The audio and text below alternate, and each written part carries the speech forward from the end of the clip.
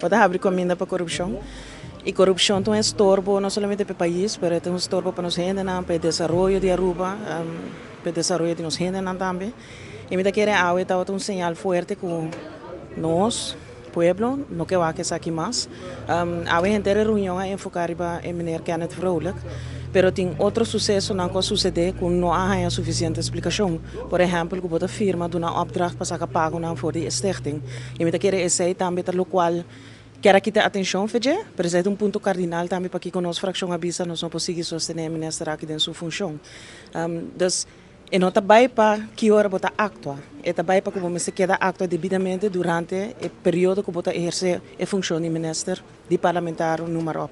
Então, há um momento, um dia, onde a nossa bisa, nossa fração também para quieto e WAC, que nós não quer WAC de nos governantes, não? E sabe que é um momento que nossa bisa, nós não queremos corrupção mais tampouco, de qualquer forma.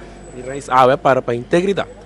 Não se para a integridade, me sabe que eu ponho acento riba aue, mas não se para a integridade, bota purba de coalição para trás com a parte de coalição, para ter um ponto onde bota bisa, enough is enough, então me quer aue, tá expressão hopi duidelijk que tá basta.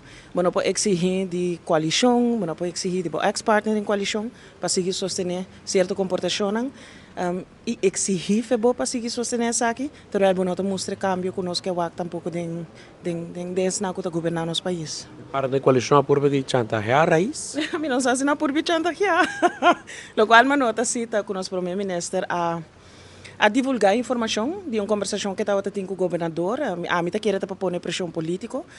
Me queria bom para retirar o governo está separado do parlamento e nenhum acordo com o gabinete e ministro assim com o governador também tem um efeito no parlamento. O parlamento é independente e nós mesmos tomamos decisões zonder last. Então nós mesmos votamos zonder last também.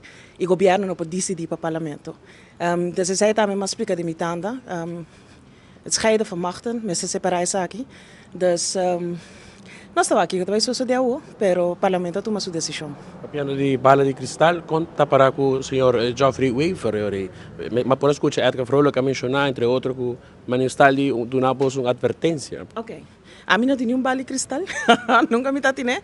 Me está desenhando sobre Waver, toda classe de êxito. Nós alagamos assim como fração, nós seguimos sostenê-lo como ministro. E me está desenhando toda classe